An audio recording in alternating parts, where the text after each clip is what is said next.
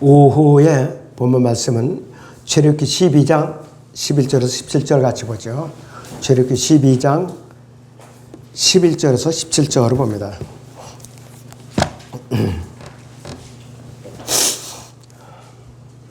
너희는 그것을 이렇게 먹으라. 허리에 띠를 두르고 발에 신을 신고 손에는 지팡이를 들고 급히 먹을지니 이것이 주의 유월절이니라.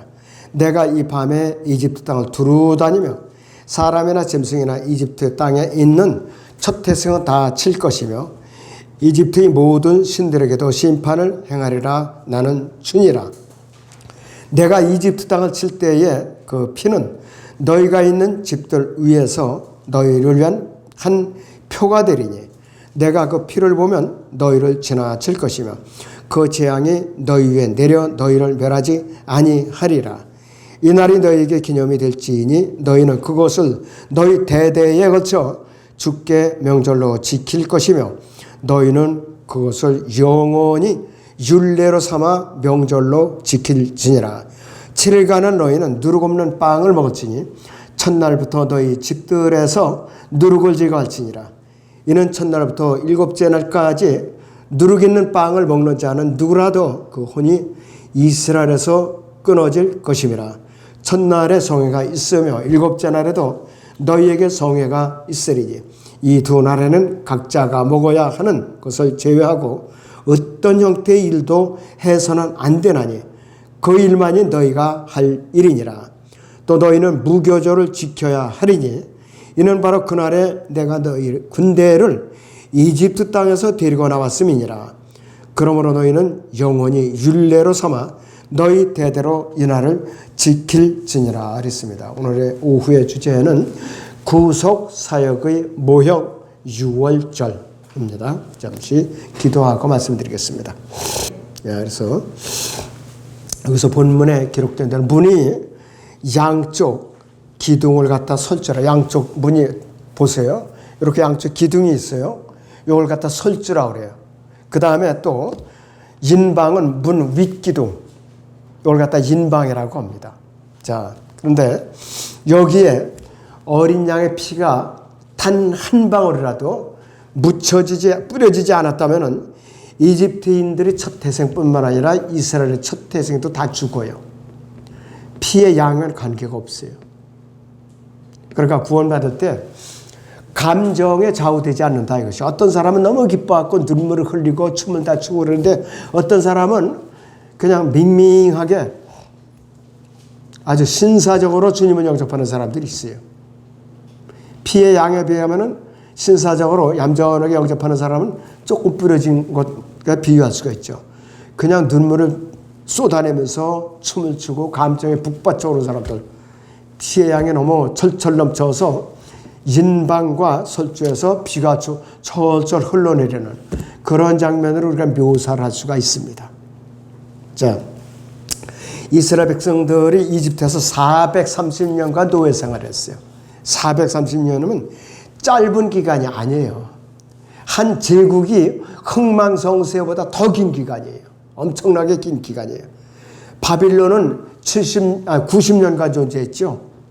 남왕국 유다를 징벌해서 가둔 것이 70년이에요. 전후로 해갖고 90년간 존속했던 그 대제국이에요. 그런데 여기서 이집트에서 430년간 노예 생활을 했어요. 그러니까 이집트가 굉장히 오랫동안 존재한 왕조지요. 지금도 이집트가 존재하고 있었잖아요. 그래서 이스라엘 백성들이 하나님께 부르짖으니까 하나님께서 모세와 아론을 보냈죠. 10번을 보냈는데 9번까지는 파라오가 듣고 콧방구를 꼈어요. 듣고서. 견뎌낼만 하다 이거죠. 9가지 재앙을 했대요. 근데 10번째 재앙에 가서 무릎을 꿇고 말았어요. 어떤 재앙이냐? 문인방과 설주에 유대인들, 그 당시에는 유대인들이라고 불리면 안 돼요. 바빌론 포로 이전이니까. 이스라엘 백성에 사는 고센 땅에는 문인방과 설주에 이제 피가 뿌려져 있어요. 근데 이집트 파라오의 왕궁을 비롯한 이집트 백성들의 집에는 피가 뿌려진 적이 없어요. 그러니까 다 심판의 대상이 됐던 것이. 자, 그래서 아담 안에서 허물과 죄들 가운데 태어난 이 세상 모든 죄인들은 누구든지 죄에서 자유로울 수가 없었죠. 자유로울 수 없었던 거예요. 자, 예수 그리스도께서 스스로 죄와 저주가 되어갖고 성령으로 잉태를 하셨죠. 그것이 누가복음 1장 35절이에요. 성령으로 잉태되신 분. 그리고 하나님의 뜻에 따라서 자, 첫 태생으로서 죄 없는 완전한 인간으로 태어나신 분이에요.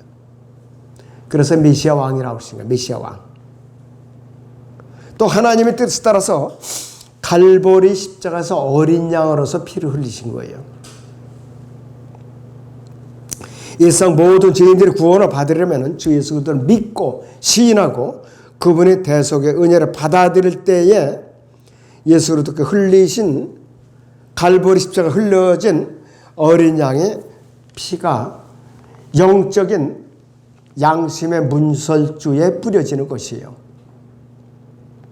BC 3500년경의 그 사건이. 이집트에서 나오기 직전에 이스라엘 백성들이 잡아왔던 유월절 양은 예수 그리스도의 예표가 되는 것이죠. 예표가 되는 것이죠. 자, 그래서 유월절은 자, 우리의 주와 구세주이신 주 예수 그리스도의 예표가 분명하다 이것이에요. 그러면 유월절을 지키는 규례가 있죠. 그냥 지키는 것에 규칙이 있습니다. 규칙이. 하나님께서는 이스라엘 백성들에게 유월절에 잡아야 할 양이 어떠해야 되는가 조건이 있었어요. 지르기 12장 5절에서 7절을 같이 보세요. 지르기 12장 5절에서 7절을 봅니다. 너희의 어린 양은 흠 없는 1년 된 수컷이야 하며 너희는 그것을 양들이나 염소들에서 골라내어서 같은 달 14일까지 간수하였다가 이스라엘 회중이 전체 모임에서 저녁때에 그것을 잡을지니라. 그래 그들은 그 피를 취하여 자기들이 그것을 먹을 그 집들이 양쪽 문 기둥과 문 윗 기둥에다 뿌릴지니라 그랬습니다. 고기를 먹기 전에 뿌려야 된 거예요. 분명히 예수 그리스도의 예표입니다. 유월절을 지키는 규례는 여기서 이 사람들이 왜 그러면은 1년 된 수컷이어야 되고 그것을 같은 달 14일까지 간수해야 되는가? 그 중간에 며칠 사이에 이 양이 병들었는가? 또 이 탈이 난 것인가?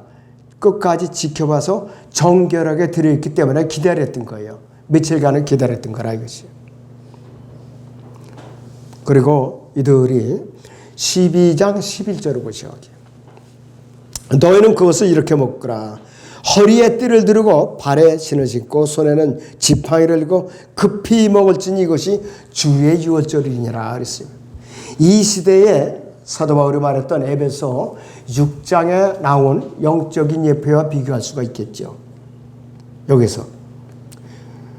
그래서 이 허리에 띠를 두르고 이 말씀은 에베소 6장 10절에서 14절 언급된 영적 전투에 임하는 군사가 갖춰야 할 복장과 같다 이것이요.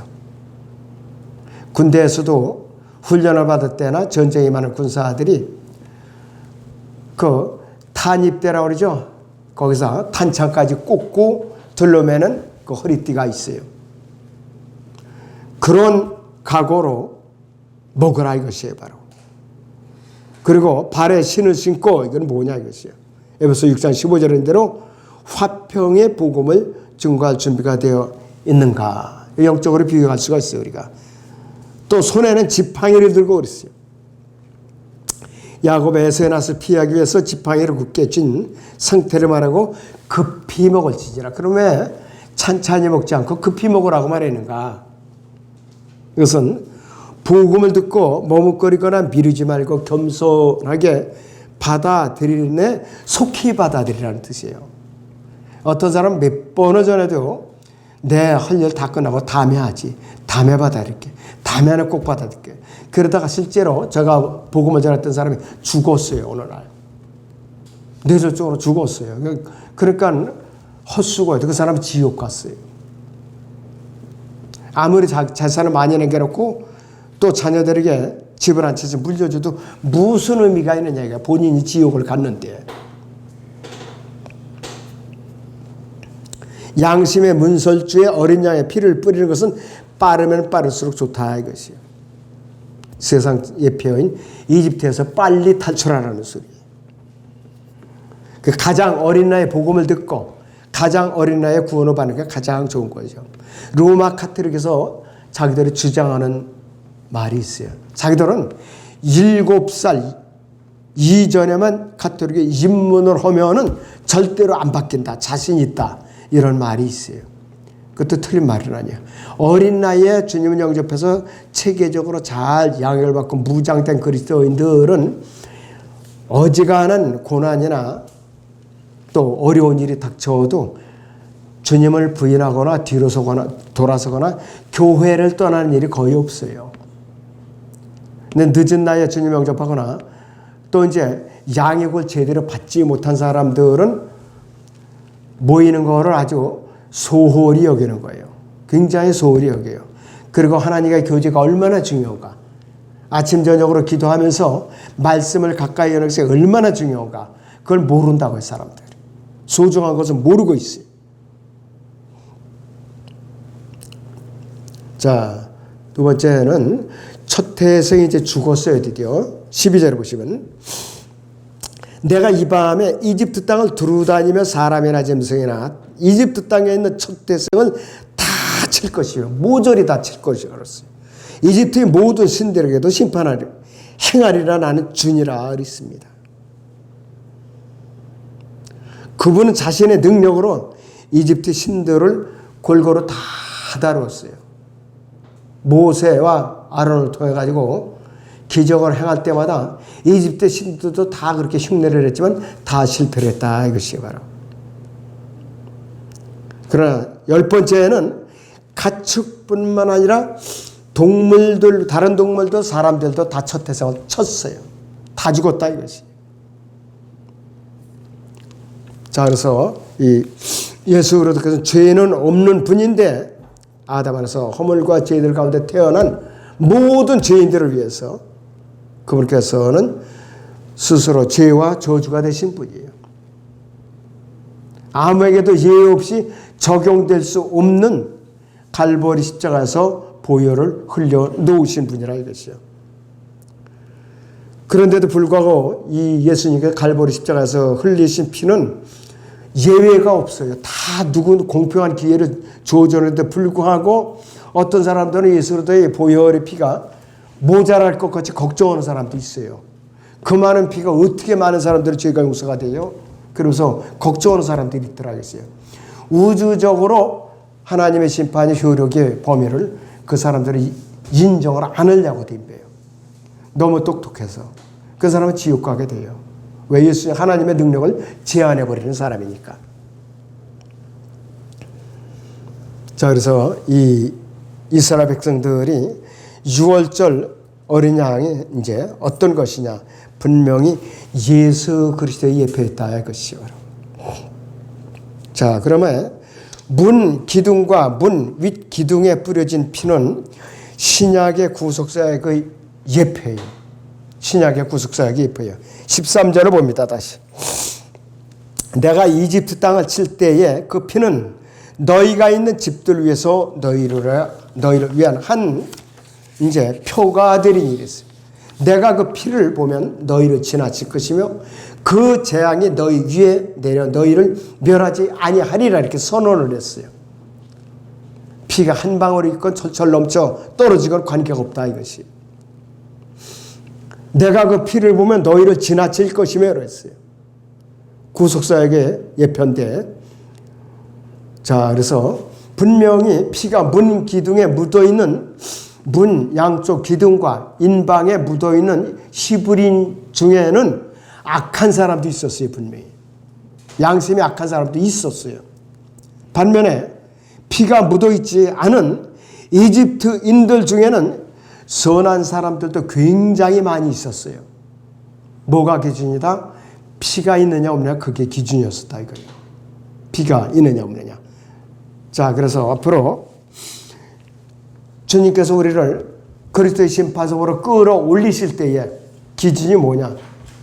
그 사람이 확실하게 주님을 영접해서 예수 그리스도의 피가 그 사람의 양심에 뿌려져 있느냐 없느냐, 그걸 따지시는 거예요. 그때 우리 선행으로 믿음을 지켜내겠다, 또 내가 구원받겠다, 이거는 용납이 안 되는 것이.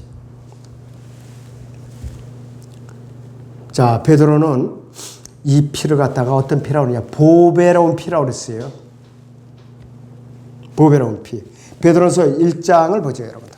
1장에 거기 19절인데 10절이라고 이제 오타가 났군요. 19절이에요.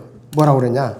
이는 너희가 아는 바와 같이 너희가 너희 조상들로부터 전통으로 이어받은 너희 허망한 행실에서 은이나 금이나 썩어질 것들로 구속된 것이 아니라 흠도 없고 점도 없는 어린 양 같은 그리스도의 보배로운 피로 된 것이기 때문이라.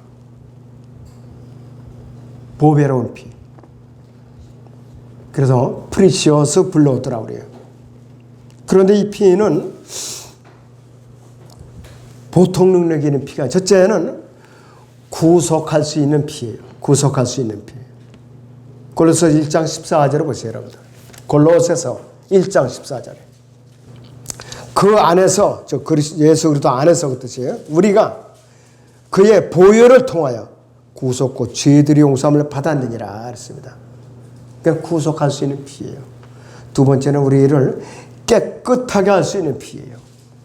우리가 우리 죄들을 예수 그리스도 이름으로 자백하면은 예수 그리스도의 피로서 우리 죄가 깨끗하게 되는 거예요.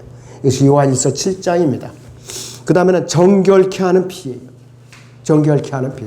히브리서 9장을 보죠. 왜 정결케 할 수가 있는가? 히브리서 9장에 12절부터 보죠.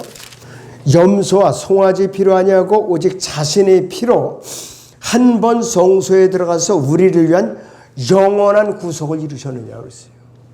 영원한 구속을 이루셨다고 그랬어요. 황소와 염소의 피와 암송아지 제도 불결한 자들에게 뿌려 그 육체를 정결케 함으로써 거룩케 한다면 하물며 영원하신 성령을 통하여 흠없는 자신을 하나님께 드린 그리스도의 피가 어찌 죽은 행실에서 너희 양심을 정결케 하여 살아계신 하나님을 섬기게 하지 못하겠느냐 이것이요. 양심까지도 정결케 할 수 있는 유일한 피는 하나님이신 예수 그리스도의 피밖에 없어요. 또 속죄를 할 수 있는 유일한 피입니다. 로마서 5장 11절을 보시죠, 여러분들. 로마서 5장 11절에 그뿐만 아니라 이제 우리로 속죄를 얻게 하신 우리 주 예수 그리스도를 통하여 하나님에서 또한 즐거워하느니라 했습니다. 우리에게 속죄를 해주신 분이. 그 다음에 이 피는 우리를 의롭게 하시는 피예요. 로마서 5장 9절 보세요. 그러므로 이제 그의 피로 의롭게 되었으니 더욱더 우리가 그를 통하여 진노로부터 구원받게 되리라. 여러분들은 구원받는 순간에 의롭게 되는 거예요. 의인이 된 거라 이것이. 그 근거가 예수 그리스도의 피라 이것이. 그 다음에 또 우리를 구원하는 피이기 때문에 우리 그리스도인들은 보통 복받은 사람들이 아니에요. 그러니까 여러분들이 이 마지막 때에 예수 그리스도의 피로서 머리부터 발끝까지 완전히 무장을 하고 있어야 돼요. 완전히 무장을 하고 있어야 돼요. 그것이 바로 출애굽 때 이스라엘 백성들이 문 인방과 그 다음에 기둥에 피를 발랐던 완전 무결하게 피로서 무장하라는 그 모습이나 마찬가지예요. 피로서. 자, 6월절은 피에 의한 구속을 기념하는 절기예요. 자, 그래서 6월절은 피에 의한 구속을 기념하는 절기인데 예수 그리스도의 완전한 예표이고 또 신약에서 최초로 어린 양의 신분을 공개적으로 밝힌 사람이 침례인 요한이죠. 요한복음 1장 29절 같이 봐요. 요한복음 1장 29절. 자, 거기서 보면 이렇게 말하고 있어요. 그 다음 날 요한이 예수께서 자기에게 오시는 것을 보고 말하기를 보라 세상 죄를 제거하는 하나님의 어린 양이라. 그래서 take out 그랬죠.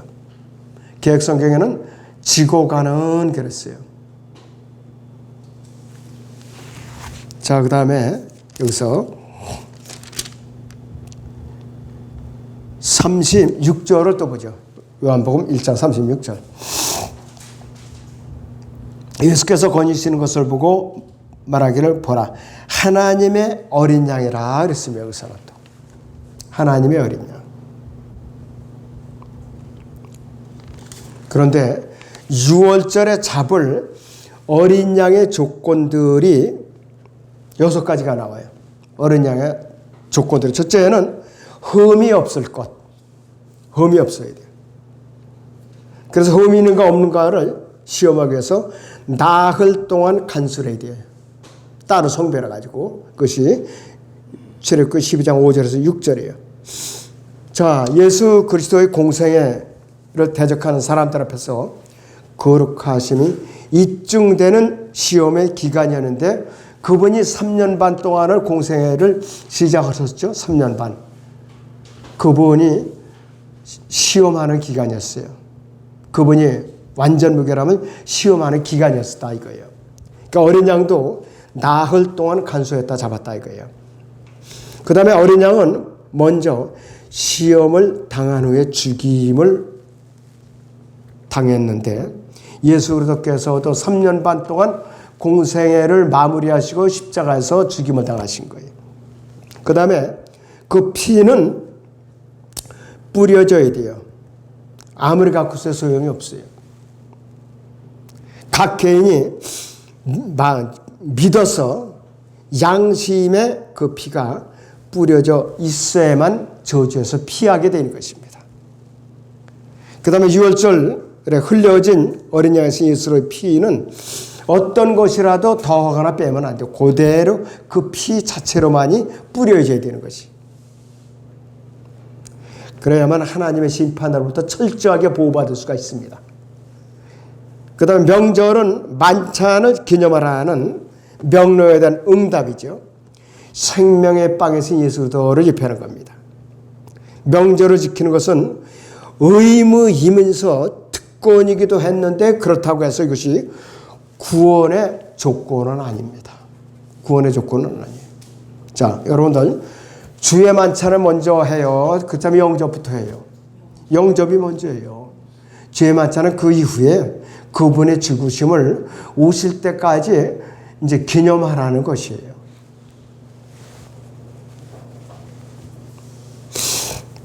그래서 이스라엘 백성은 그날 밤에 실제적으로 빵은 먹은 것이 아니다 그랬어요.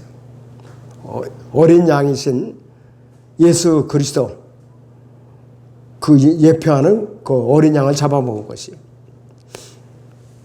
자, 오늘날 거듭난 그리스도인들도 실제로 예수 그리스도의 피를 직접적으로 바른 사실은 없어요.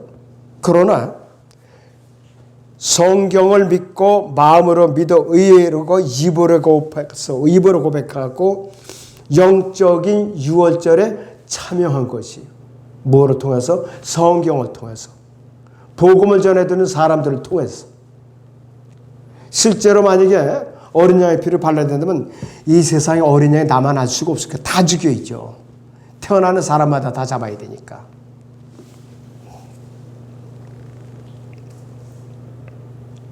그렇기 때문에 과연 내가 언제 내가 내 양심의 문설주에 어린 양의 피가 뿌려졌는가? 그걸 여러분들이 간증을 갖고 살아야 됩니다. 그것이 확실하지 않다. 재점검을 해봐서 손해날 거 없어요.